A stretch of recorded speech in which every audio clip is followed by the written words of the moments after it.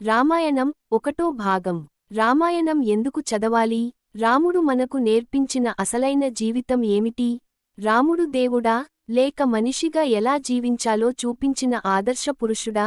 రామాయణం కేవలం రాముడు రావణుడిని సంహరించిన కథ కాదు. ఒక తండ్రిని ఎలా గౌరవించాలి, ఒక మాటకు ఎలా కట్టుబడి ఉండాలి, సోదరులతో ఎలా ఉండాలి, భార్య పట్ల ఎలా బాధ్యతగా ఉండాలి, కష్టాల్లో ధర్మాన్ని ఎలా కాపాడుకోవాలి, ఈ ప్రశ్నలన్నింటికీ సమాధానం చెప్పే మహాగ్రంథమే రామాయణం. రామాయణ పరిచయం.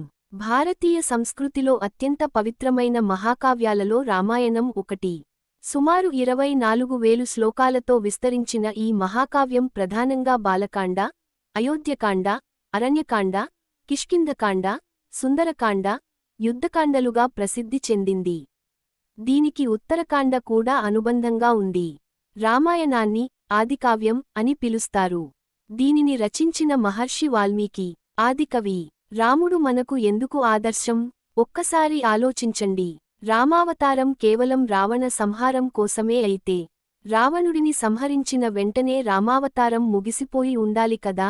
కానీ రాముని జీవితం అంతకంటే గొప్ప సందేశాన్ని మనకు అందిస్తుంది. రాముడు తన జీవితంలో ఎన్నో కష్టాలను ఎదుర్కొన్నాడు. తండ్రి మాట కోసం రాజ్యాన్ని వదిలాడు. 14 సంవత్సరాలు అరణ్యవాసం చేశాడు.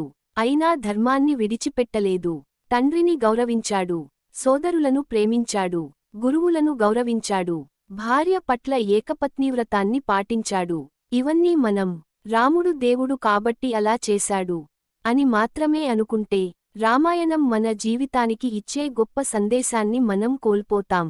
ఎందుకంటే రాముడు దేవుడిగా మాత్రమే జీవించలేదు, ఒక ఆదర్శ మనిషిగా జీవించి చూపించాడు. యాస్టరిస్క్ రామాయణం మానవత్వానికి అద్దం.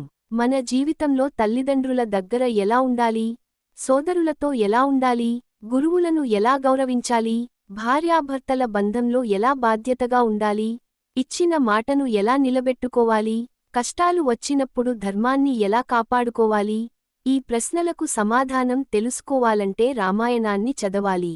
అందుకే రామాయణం ఒక కథ కాదు, రామాయణం ఒక జీవన విధానం. హనుమంతుడు. ఒక అద్భుతమైన శ్లోకం ఉంది. యత్ర యత్ర రఘునాథ కీర్తనం తత్ర తత్ర కృతమస్తకాంజలిం.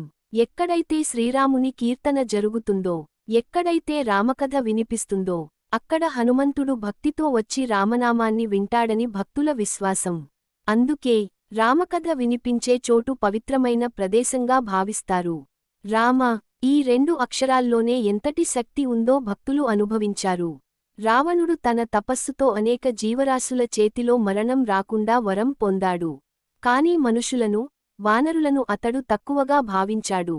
అతని దృష్టిలో మనిషి బలహీనుడు. కాని అదే మనిషిగా పుట్టి, తన ధర్మంతో, తన సంకల్పంతో, తన సత్యనిష్టతో రావణుడిని ఎదుర్కొని విజయం సాధించినవాడు శ్రీరాముడు. అందుకే రామాయణం మనకు చెప్పే గొప్ప సత్యం, మనిషిగా పుట్టడం గొప్ప విషయానికి కాదు, మానవత్వంతో జీవించడం గొప్ప విషయానికి. యాస్టరిస్క్ వాల్మీకి మహర్షికి వందనం. కూజంతం రామరామేతి మధురం మధురాక్షరం వందే వాల్మీకి కోకిలం.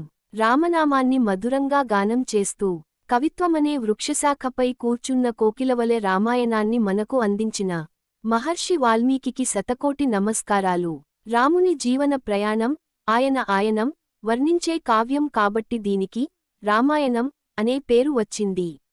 రామాయణం చదవడం అంటే కేవలం రాముడి కథ తెలుసుకోవడం కాదు, రాముడి విలువలను మన జీవితంలోకి తీసుకురావడం. రామనామం పలకడం కంటే రాముడిలా మాట నిలబెట్టుకోవడం గొప్పది. రాముడిని పూజించడం కంటే రాముడు చూపించిన ధర్మాన్ని ఆచరించడం గొప్పది. ఎందుకంటే రామాయణం ఉన్నంతకాలం, రామకథ ఉన్నంతకాలం మానవత్వం కూడా జీవిస్తూనే ఉంటుంది. యాస్టరిస్క్ జై శ్రీరామ్, జై హనుమాన్. ఈ వీడియో మీకు నచ్చితే లైక్ చేయండి, షేర్ చేయండి. ఇలాంటి ఆధ్యాత్మిక విషయాల కోసం సబ్స్క్రైబ్ చేయండి.